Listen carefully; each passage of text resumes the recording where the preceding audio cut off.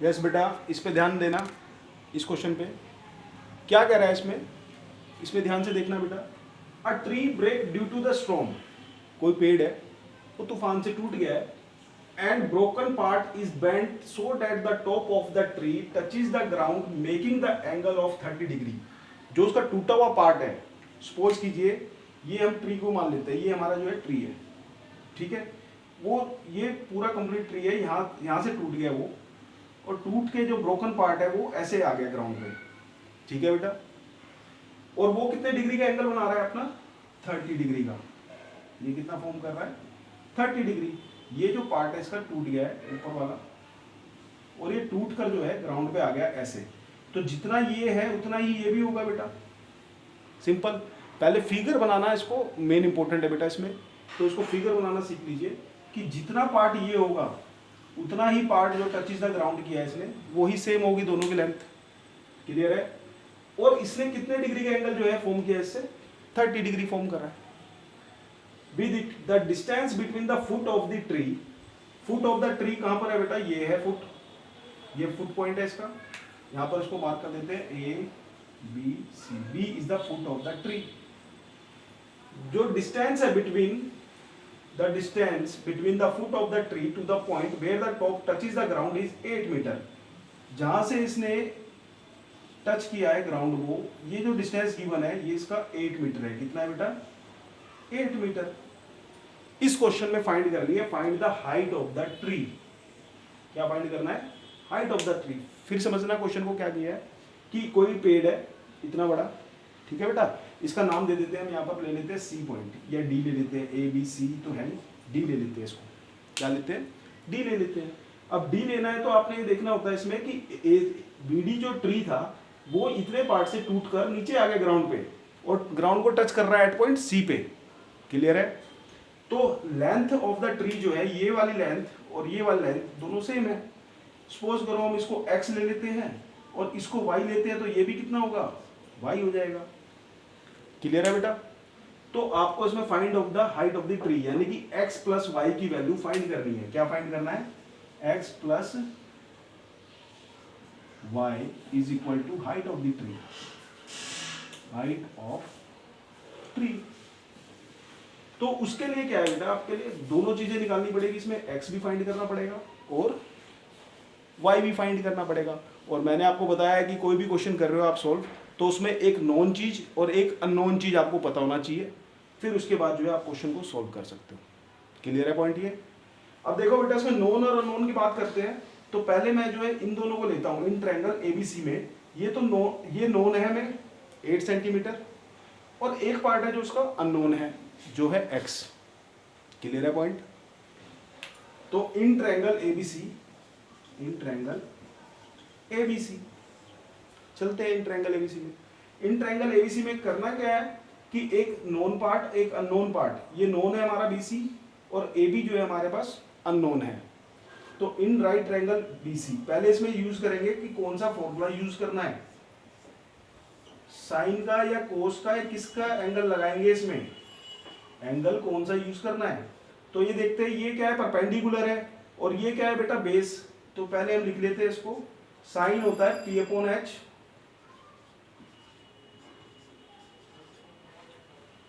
अब देखो बेटा ये परपेंडिकुलर है, ये हमारे पास बेस है। क्लियर है ये वाला पार्ट?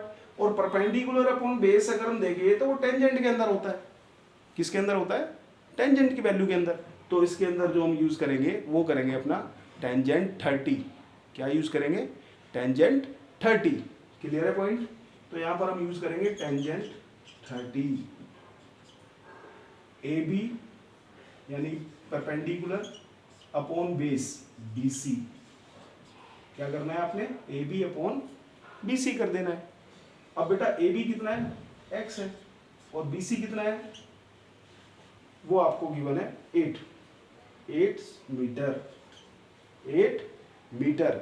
अब यहां पर टेंजेंट 30 की वैल्यू आप टेबल में चेक करेंगे तो वो है 1/√3। कितना है? 1/√3।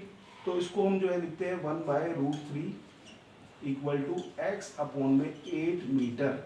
अब करना क्या है? सिंपल क्रॉस मल्टीप्लिकेशन, जब भी इक्वल में क्वेश्चन आ जाए तो 8 metre is equal to √3x, x की वैल्यू फाइंड करनी है तो 8/√3। अब बेटा रूट कभी भी नीचे नहीं होता है, रूट को कभी नीचे नहीं रखते हैं। आप चाहो तो उसको सोल्व कर सकते हो रैशनलाइज करके, 8/√3 इंटू में √3 से ऊपर √3 से नीचे, तो आंसर आ जाएगा 8/√3। √3 को √3 से करते हैं 3 आता है, तो आपकी हाइट जो x आ गया वो आपके पास वो आ गया 8√3/3। क्लियर है पॉइंट ये। अब फाइंड करते हैं y को। अगर x और y आ जाएगा तो हाइट ऑफ द ट्री आ जाएगी x + y करके। क्लियर है बेटा। अब देखिए y को कैसे फाइंड आउट करना है। इसको एक नोन चीज है, एक अननोन है, एक नोन है हमारे पास। इसी ट्रायंगल के अंदर जाएंगे फिर से, और इसी ट्रायंगल के अंदर यूज करना है in triangle ABC। Part second लिख देना इसको, पार्ट 1 और पार्ट 2। क्लियर है। In triangle ABC। अब इसके अंदर जाएंगे बेटा ABC में, ये है बेस और ये है हाइपोटेन्यूज, और बेस अपॉन हाइपोटेन्यूज का यूज जो होता है वो हमारा कोस के अंदर होता है। किसके अंदर होता है? कोस के अंदर। अब इसमें कोस 30 को यूज कर देना, कोस 30। कोस 30 होता है B/H। कोस 30 B क्या है बेटा इसमें? AC, सॉरी B है BC और H है हमारे पास AC, जिसको हमने वाइलेट किया हुआ है। H क्या है? AC। और B क्या है बेटा आपके पास? ये। अब cos 30 की जो वैल्यू होती है बेटा वो होती है √3/2। जो मैंने आपको टेबल बनवाई है उसके अंदर आप देखना कि cos 30 की जो वैल्यू गिवन होगी वो है आपको √3/2। BC कितना है बेटा? 8 मीटर अपॉन AC आपने वाइलेट किया हुआ है, y पुट कर देना। अब क्रॉस मल्टीप्लिकेशन करना है बेटा इसको, √3y = 16 मीटर, y = 16/√3। क्लियर है पॉइंट।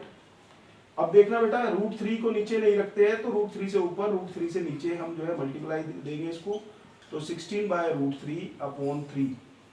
ये जो आ गया आपका y पार्ट आ गया। क्लियर है। ये क्या फाइंड आउट हो गया? y। और x + y को करेंगे तो वो आपकी height of the tree find out हो जाएगी पूरी कंप्लीट। इसको नोट कर लेना क्वेश्चन को। अब देखना बेटा x + y क्या है? AB प्लस में AD, ये हाइट ऑफ द ट्री है टोटल। तो यहां पर हम करेंगे क्या इसको simple, x + y height of the tree find करने के लिए 8/√3 प्लस में 16√3/3, तो 8√3/3 जो ये हमने फाइंड आउट की थी, 8√3/3 प्लस 16√3/3, 16√3/3। एलसीएम लेंगे बेटा दोनों का। इस पार्ट को मैं यहां पर सोल्व कर रहा हूं, देख लीजिए। इसको हटा देते हैं, इसको जो है मैं यहां पर लिख देता हूं। उसको x जो है आपका आएगा 8/√3 से ऊपर √3 से नीचे मल्टीप्लाई किया 8/√3/3। अब देखना बेटा यहाँ पर एलसीएम जो आप लोगे इसका एलसीएम आपने 3 ले लिया, ठीक है ना पॉइंट।